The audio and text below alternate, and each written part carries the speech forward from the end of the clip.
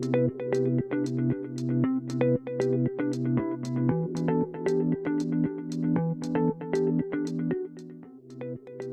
to What Property Managers Do, the podcast that explores the real-world side of rental housing. I'm Joel Beach, and each episode we dive into multifamily and residential real estate with investors, owners, and experts who are shaping the industry.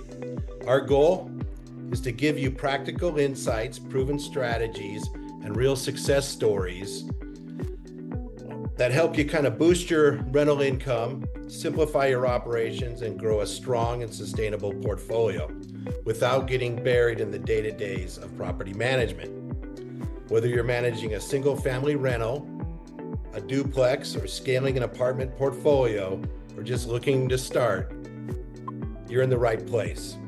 Today's guest, Alan Blood, brings valuable experience, and he'll have some actionable advice from the front lines of the real estate market. So grab a pen, settle in, and let's get into it.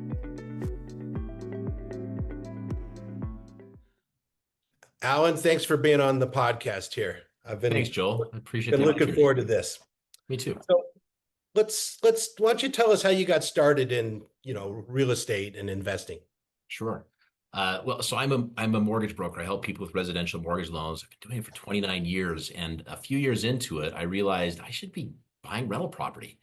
I was helping other people do that. I saw the value of it. And I've always believed in looking what somebody else is doing really well and finding out how it's working for them and then just go do that thing. And it seems to work out. So I sasaw other people that were in investment property. And I thought, I think I can do that. So I actually had a neighbor who was selling a little house and had been managing it as a rental property for a while. And like a lot of property management owners, right, they're owner managers, didn't really know what he was doing and it wasn't working out very well. So I had mentioned to him I was looking for rental property. He goes, "Oh, why don't you just buy mine? It's great." So we did a deal together and it worked out great. We got into it. And then I found out why he sold it to me, which was being an owner manager is terrible. So fumbled around with that for a little while and added a few more properties to our portfolio.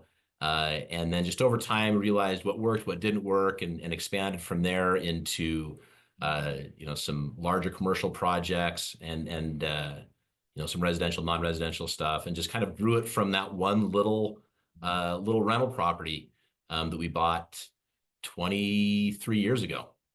Wow, awesome. So what strategies have kind of helped you grow your portfolio? I think one that particularly I was attuned to because of what I do for a living, being aware of the financing is pretty valuable. Getting the right financing to buy it and then to continue to own it, I think is really valuable. And what I learned very quickly is the right financing doesn't just mean the lowest rate or the lowest monthly payment. Depending on the situation, if you're trying to build a portfolio of real estate, you're going to get the lowest payment by putting more money down. But now you've just used all of your capital, so you don't have any left. And having capital for the next deal and acquisition is really valuable and really important. And so I found, well, putting a ton of money down sounds really good on this one property. And if that's all I wanted to do, that could make a ton of sense. But if I'm trying to build a portfolio of real estate, I need capital. And so finding financing that would try and blend between a good monthly carry cost and not extinguishing all of my capital up front became really valuable. So just understanding that there's different options of financing and that the lowest payment, the lowest rate might be great depending on your strategy. But if you're trying to build a portfolio, that's not always going to work out together, and you've got to be able to kind of dial that in. Another thing that I think is really valuable that sometimes beginning investors don't really grasp is the tax benefits of using real estate as a tax shelter and doing good tax planning when it comes to investment property. And I'm sure your clients, Joel, deal with this all the time, and that's a big motivator for people, I think, to get into rental property. But understanding what that is, and more importantly, having a person on your team that you can go to with questions about what's the impact of this on my tax situation, what would be a good way to do this? Is there a better way to do it? Having a really good, knowledgeable CPA, I think is just invaluable.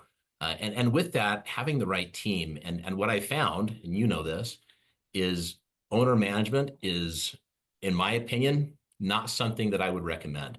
I've been in real estate for 29 years. I spent a lot of time dealing with that. I've done a lot of personal transactions. I've helped a lot of clients that are doing investment property. So I've been in and around it for a long time. Actually went to law school and was licensed with the bar for a few years until I realized I didn't want to be an attorney because I was a mortgage guy the whole time. But with all that background, being my own property manager was like trying to be my own brain surgeon. And I found out that that was not, unless that's what you're going to do as your full-time job, it's not something that I would DIY ever again. And so that was a big revelation to me. When I finally realized the value of good property management, I had more time, I had more income, I had less hassle. I actually had better tenants because I didn't know how to screen a good tenant. I didn't know, and I had less legal liability. I didn't even realize, and even with that background in education, I didn't realize how much liability I was taking on myself by not doing certain things or doing what seemed like it made sense. But just because it makes sense doesn't mean that it's the right or the legal way to do it. And so just learning those lessons the hard way, for me, I think was something that was a little bit of a challenge. And I'd love to see other people not have to go and learn all those things through the grind and, the school of hard knocks. So that's probably the highlights of what I think has been really valuable.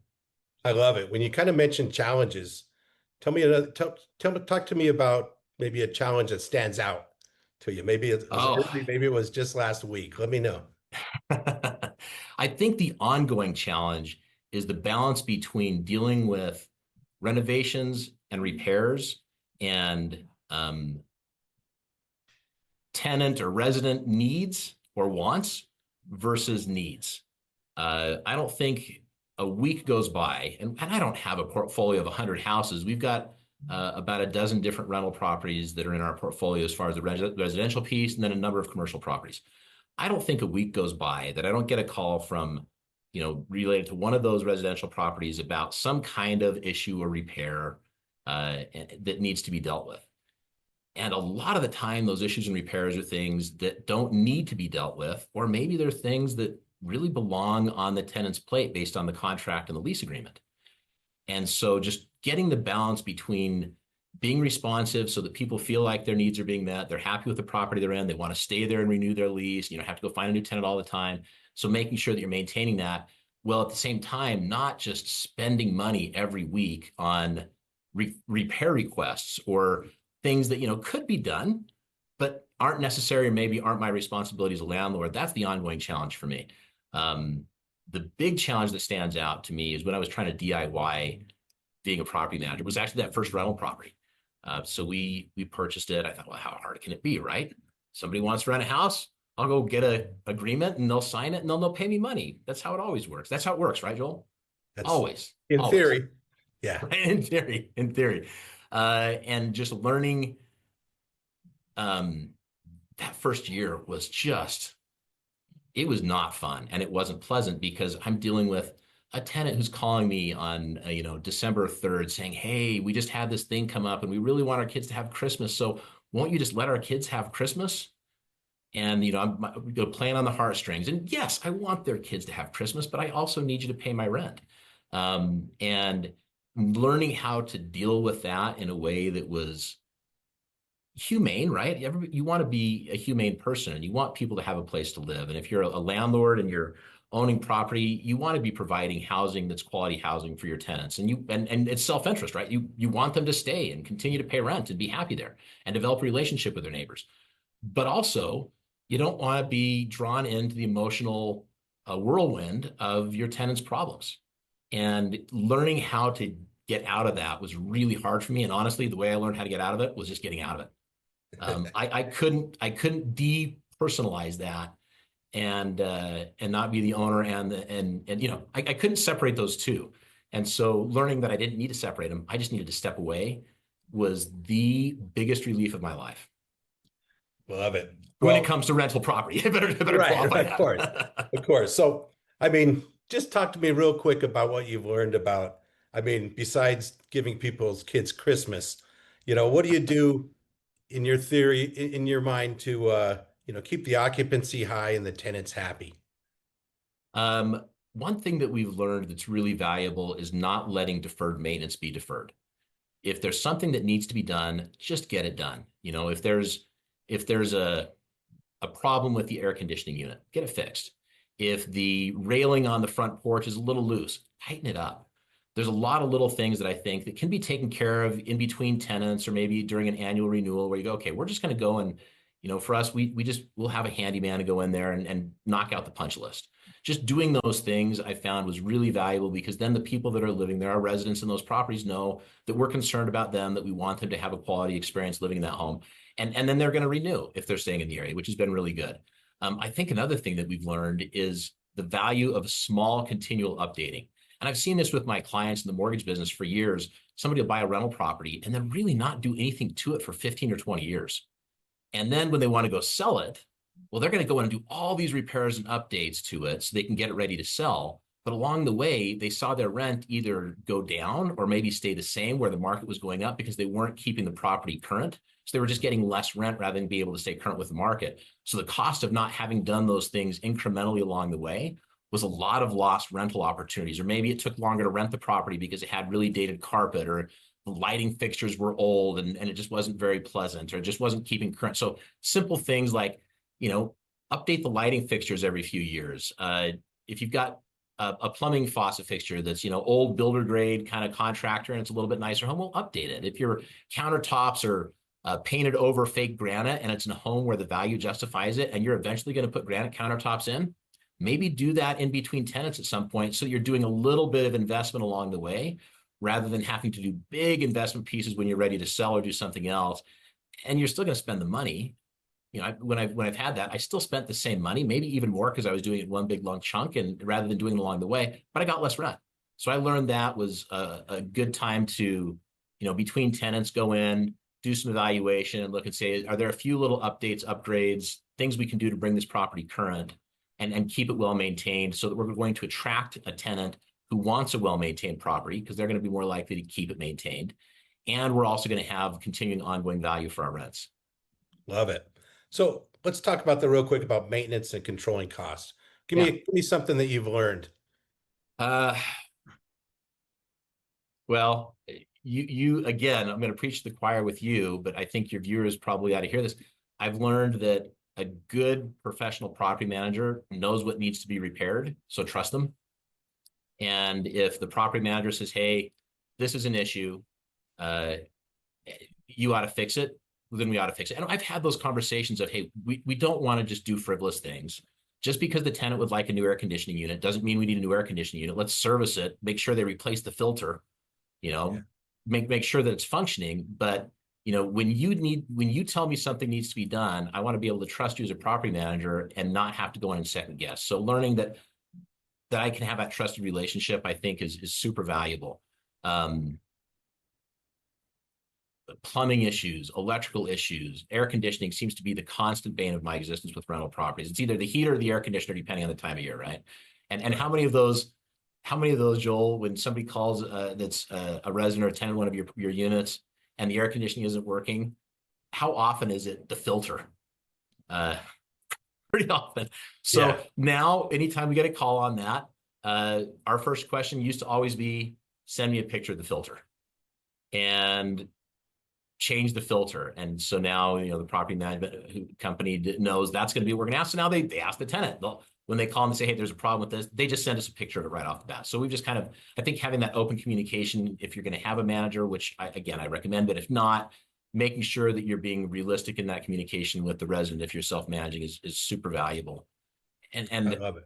I think the real skill I think you need to be effective as a landlord or a property investor is a good comfort with the word no, and realizing that no is a complete sentence.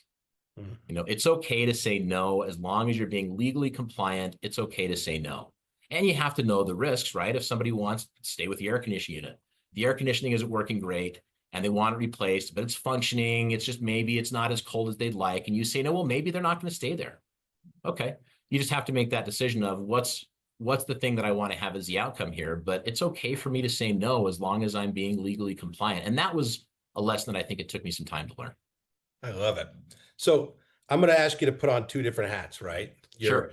Your landlord hat and also your mortgage professional hat. But kind of tell me about what trends you're kind of seeing right now in the rental housing market.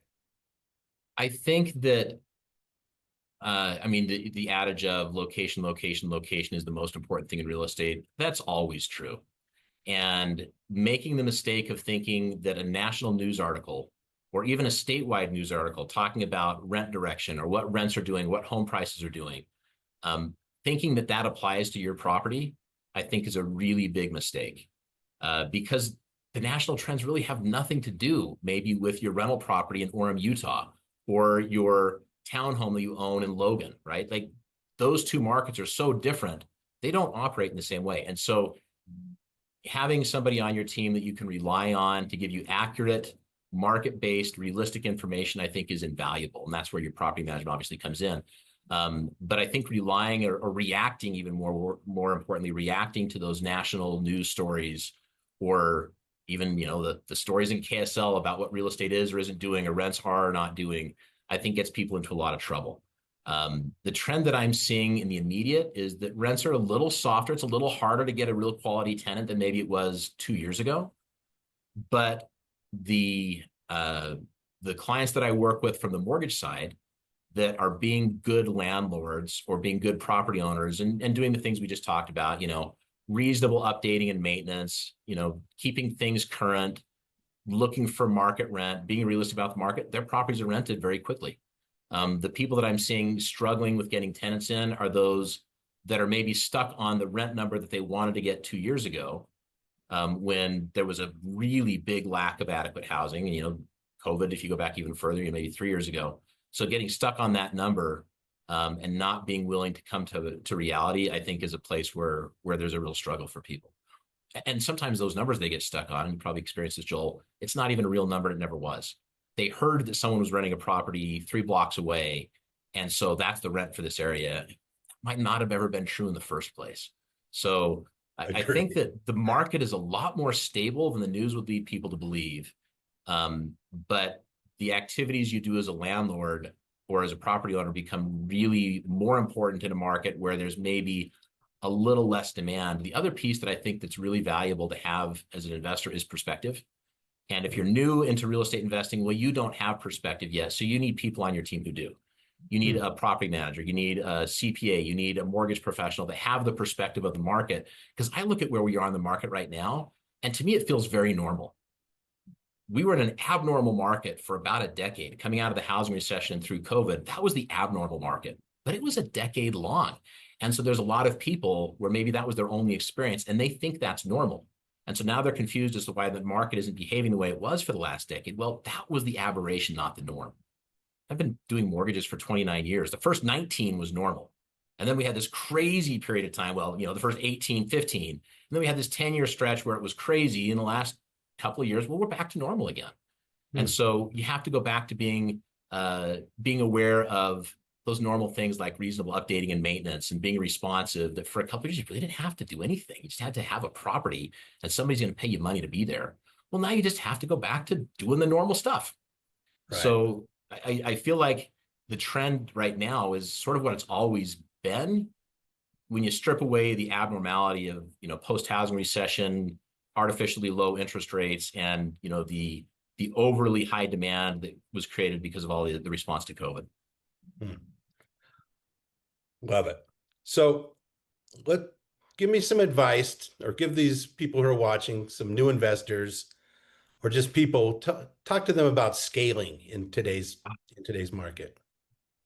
That kind of goes back to our conversation about financing at the beginning.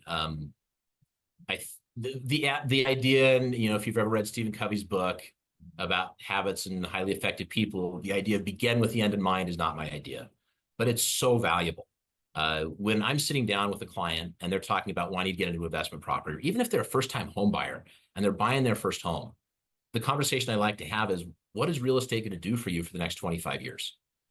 And let's talk about the first-time home buyer mentality. They're buying a home. Typical first-time home buyer in Utah owns their home for less than 4 years. As they get in, they live there, they outgrow the house, they sell it. And that's great for me as a mortgage professional. That's great for the real estate agent, the title company, because we all get to do transactions. But it's not so great for the homeowner, because they're going to surrender a bunch of value to the transaction fees. And so the conversation I like to have with first-time home buyers is, what's your long-term plan with this property? So you're going to live here for 3 to 5 years. Cool. Well, what's next?